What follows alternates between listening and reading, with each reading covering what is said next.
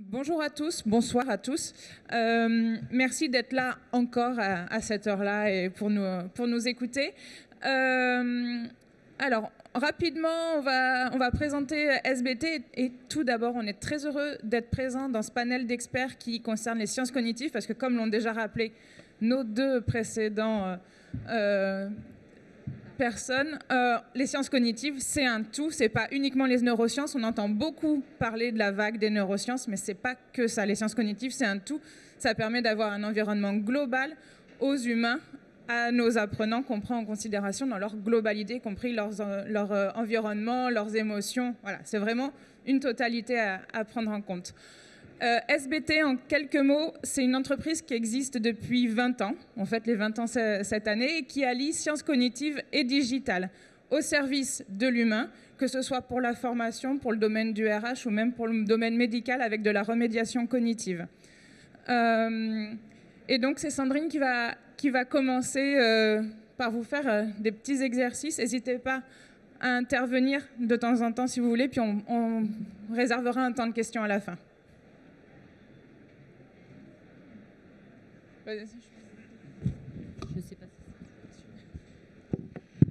Bonjour à toutes et à tous. Alors un petit exercice, oui, je voulais vous demander donc de choisir une photo qui pourrait représenter pour vous au mieux la définition de apprendre. Alors si je vous présente, voilà, dans un petit coin de votre tête, prenez la photo qui pour vous représente au mieux apprendre. C'est bon ?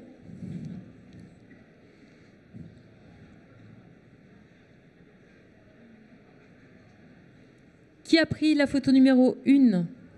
Levez la main. La 2 ? La 3 ? Ok. Alors pourquoi, par exemple, qui pourrait... Est-ce qu'il y a quelqu'un qui peut nous expliquer pourquoi la 3 dans ceux qui l'ont choisi ? En une phrase, hein, rapidement. Hein. Oui ? La 3 parce que visuellement, ça me faisait penser à une carte mentale. Et une carte mentale. Faire des liens entre les idées. La 4, qui a pris la 4 ?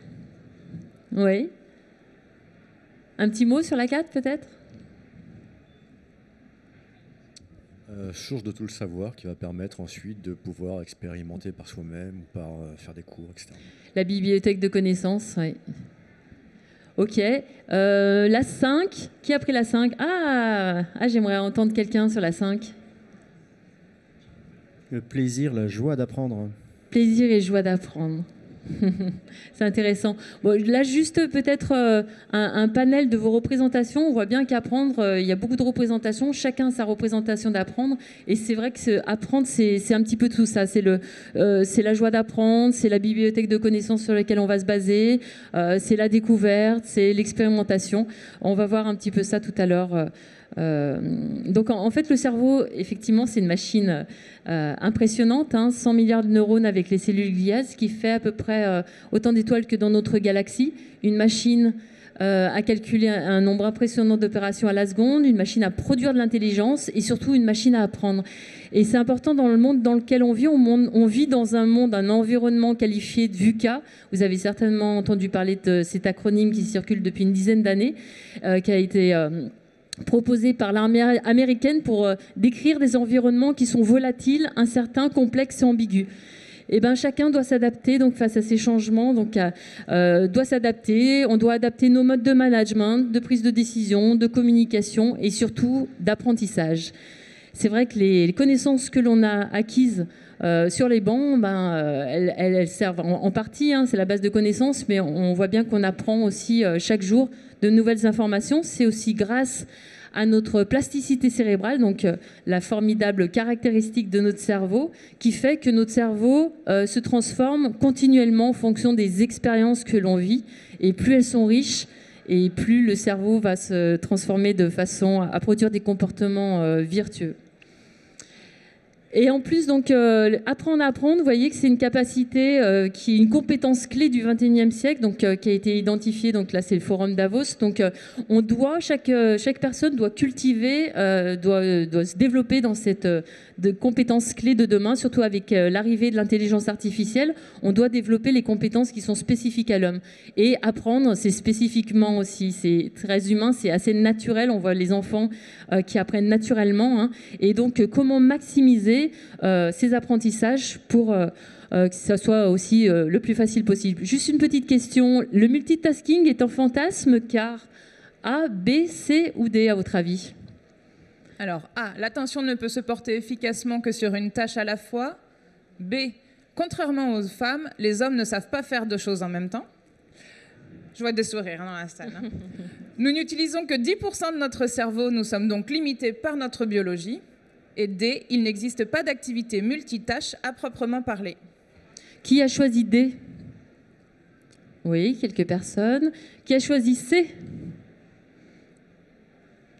Oui, quelques personnes aussi. Qui a choisi B? Ouais, on n'ose pas. Hein. Qui a choisi A? En majorité, c'est la bonne réponse, effectivement. Donc l'attention ne peut se porter efficacement que sur une tâche à la fois. Donc ça, c'est vraiment un des premiers piliers de l'apprentissage. C'est bien connaître le fonctionnement de l'attention. On pourrait dire les attentions, parce que finalement, on parle d'attention, mais il y a beaucoup de processus clés dans l'attention. Hein. Il y a déjà l'attention focalisée dont on parle ici pour l'apprentissage, mais on peut parler également de tout ce qui est mécanismes qui vont permettre l'attention. Donc, c'est pas pareil d'avoir un déplacement involontaire de l'attention, hein, comme l'animal pourrait le faire pour fuir le danger. De l'engagement actif, donc de l'attention. Je décide d'être attentif pour justement mémoriser du contenu. Donc, on considère cette... alors, je vais vous lancer juste cette petite vidéo. Pour ceux qui connaissent, ne dites rien. Et pour ceux qui ne connaissent pas, je vais vous demander... Alors, il y en a déjà qui rigolent, attention. Donc, ne dites rien. Je vais vous demander de compter le nombre de passes que se fait l'équipe en blanc. Vous allez avoir deux équipes, une équipe en maillot noir, une équipe en maillot blanc. Essayez d'être attentif pour bien compter le nombre de passes que se fait l'équipe en blanc. Si j'arrive à lancer la vidéo... Non. Est-ce que ça va se lancer? Il y a moyen de la lancer de là-bas, non ou pas? Directement, ouais. Vas-y, clique dessus, fais un clic. Et je vois même pas la souris.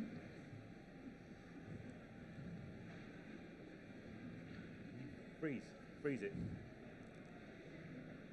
Freeze on the switcher.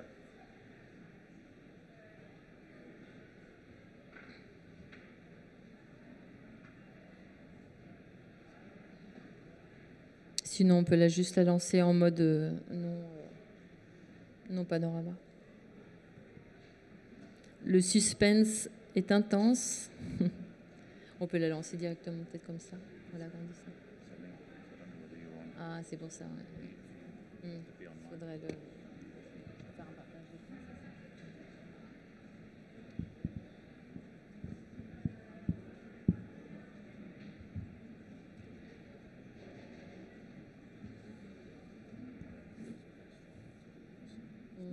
Non, je vais prendre son...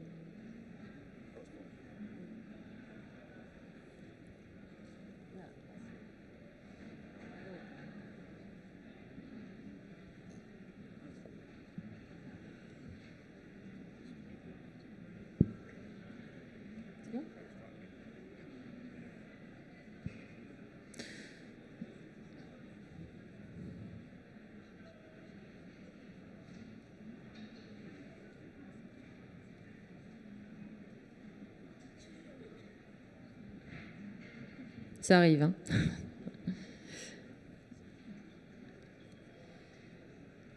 C'est tout bon? C'est parti? Allez-y. Équipe en blanc. Concentrez-vous bien.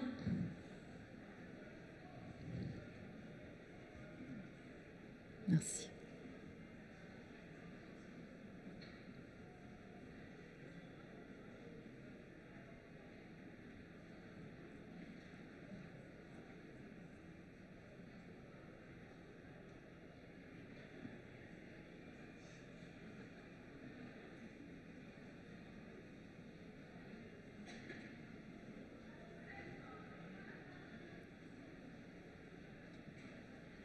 Alors, qui a la réponse? 16? 13? Bon, c'était 15. Est-ce que vous avez vu le gorille? Qui n'a pas vu le gorille? Ah, intéressant. Levez la main, soyez pas timide. Qui n'a pas vu le gorille? Vous n'êtes pas tout seul, il y en a derrière, vous inquiétez pas. Il est là, le gorille. En fait, effectivement, on ne mémorise pas ce qu'on ne voit pas. Donc, il faut bien. Alors, cette petite expérience est assez connue pour dissocier l'attention, le fait d'être focalisé sur quelque chose et d'être justement dispersé sur l'environnement pour éventuellement laisser disperser. On voit bien qu'avec les nouvelles technos, en plus, on a tendance à être un petit peu éparpillé et l'attention disperse, si bien que des fois, on n'est pas assez en attention focalisée pour bien mémoriser. Il faut bien comprendre ici qu'on ne mémorise que ce à quoi on est attentif. Donc, le premier pilier, c'est vraiment cette attention sélective et limitée. Donc, ça fait partie des piliers de l'apprentissage qu'a relevé Stanislas Dehaene. Et donc, c'est fondamental. Une deuxième petite question pour aborder un deuxième des piliers fondamentaux. Donc, la prime enfance est une période critique pour l'apprentissage, car A, pour le cerveau, tout se joue avant l'âge de 3 ans. B, le stress vécu en bas âge a des répercussions sur les processus d'apprentissage à l'âge adulte. C, surstimuler le cerveau des bébés augmente les chances d'avoir des génies. Et D, si vous oubliez son anniversaire, votre enfant vous en tiendra à rigueur toute sa vie. D, levez la main. Ah, quand même, on sent le vécu. C, non. B, quelques personnes. A, ouais. C'est la réponse B. En fait, le stress vécu en bas âge a des répercussions sur les processus d'apprentissage à l'âge adulte. Et oui, en fait, le fait d'avoir des conditions non favorables à l'apprentissage, où l'enfant peut être mis en échec, et des échecs répétés dans un contexte souvent où on est en compétition avec d'autres humains. Et ça fait qu'on a des blocages, notamment des zones préfrontales et donc du raisonnement.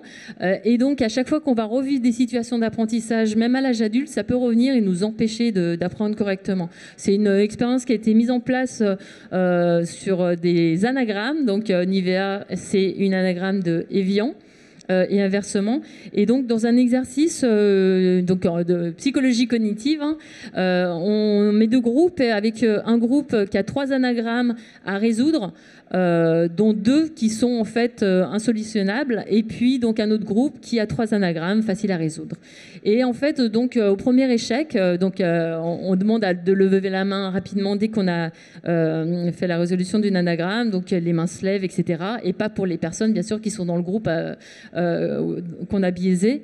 Et deuxième anagramme, donc toujours en échec. Et là, on commence vraiment à se poser des questions. Donc les personnes qui sont dans le groupe où la solution n'est pas possible, elles commencent à se sentir démotivées, à abandonner, à se sentir un petit peu ridicules, à se demander pourquoi les autres y arrivent et pas soi. On vient de mettre le doigt sur ce qu'on appelle l'impuissance apprise. En 5 minutes, cette expérience nous permet de vivre ce que peut vivre un enfant, un adulte en échec d'apprentissage. Et si bien qu'au 3e anagramme, alors que c'est le même pour les 2 groupes, et ben du coup, ils se sont tellement mis en échec qu'ils mettent même plus de motivation à réfléchir pour résoudre la 3e anagramme. Donc c'est ce qui se passe dans le cerveau. En fait, normalement, le cerveau sans stress, fonctionne donc avec les zones du lobe préfrontal qui permettent la réflexion, le raisonnement, le calcul, de fonction totalement normal, alors que du coup, quand il y a stress, ça vient inonder de neurotransmetteurs, de dopamine, etc., qui font un blocage du cortex préfrontal et nous mettent dans cette situation d'impuissance apprise. Donc le deuxième levier fondamental, c'est le retour d'informations et les signaux d'erreur, donc un climat de confiance qui permet d'avoir des situations apprenantes. Et dans les organisations, c'est vrai que c'est intéressant d'intégrer des situations apprenantes comme le coaching, le co-développement, le mentoring, le reverse mentoring, et des petites capsules aussi où on peut apprendre, se tester vraiment, voir où en sont nos connaissances sans avoir un retour d'information qui soit vraiment négatif. Et le feedback doit donc se faire de façon à la fois bienveillante et à la fois assez rapidement après l'erreur. Il doit falloir valoriser ces erreurs-là, donc pas en rester là, pas en rester sur l'échec, mais qu'est-ce que j'ai appris vraiment de ces échecs, de ces erreurs. on s'aperçoit que finalement la situation idéale pour apprendre, donc là si on regarde, si on part du principe que E c'est la phase d'étude et T la phase de test, à votre avis, laquelle situation serait la plus favorable à l'apprentissage? Est-ce que c'est étude, étude, étude, étude et ensuite évaluation finale? Est-ce que c'est un test en dernier après trois éléments d'étude, puis l'évaluation finale?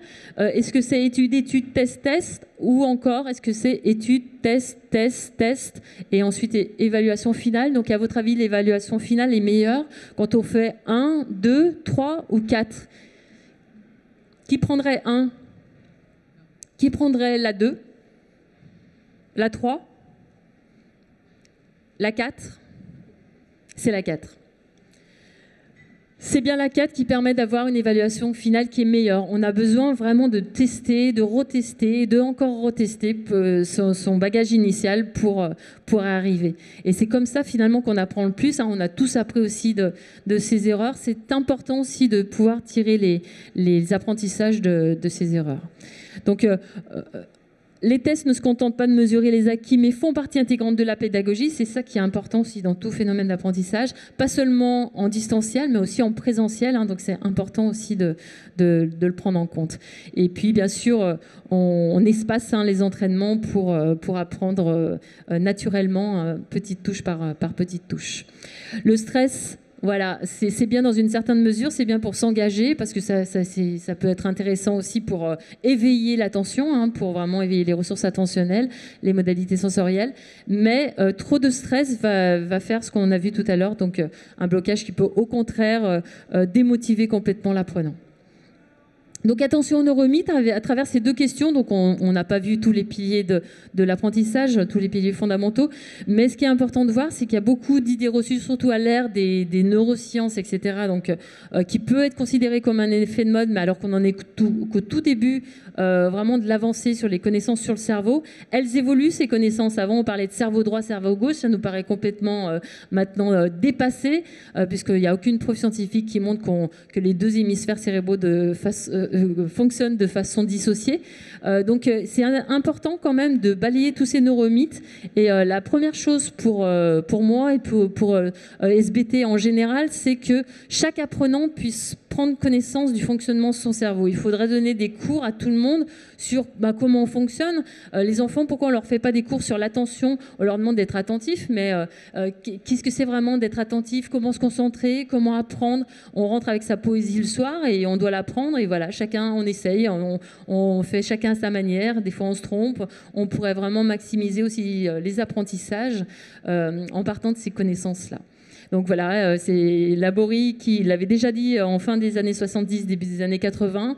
Tant qu'on n'aura pas diffusé très largement à travers les hommes de cette planète la façon dont fonctionne leur cerveau, la façon dont ils l'utilisent, et tant qu'on n'aura pas dit que jusqu'ici cela a toujours été pour dominer l'autre, il y a peu de chances qu'il y ait quelque chose qui change. Je vous remercie de votre attention. Si tu veux rajouter... Oui, alors juste pour résumer, donc l'attention, le multitasking... Donc, en effet, ça fait partie des mythes. On est plutôt sur un switch ultra rapide d'attention quand on a l'impression d'être multitâche. Le fait de dédramatiser une erreur et de valoriser les petits pas vont nous permettre d'acquérir un apprentissage progressif. Et en dernier, donc, la dernière expérience, le fait de s'entraîner, ce qu'ont dit déjà nos prédécesseurs dans cette salle de conférence, s'entraîner le plus possible pour augmenter la mémorisation.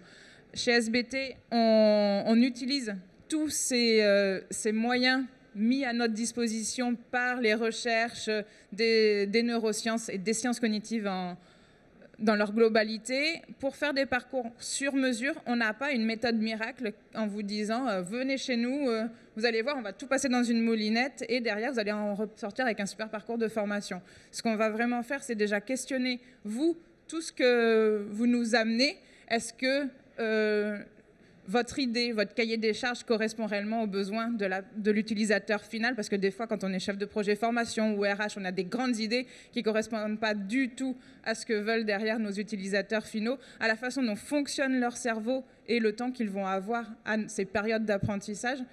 Et on va essayer de construire avec tous les outils à disposition sur le marché ce qui correspond vraiment le plus à ce dont vous avez besoin.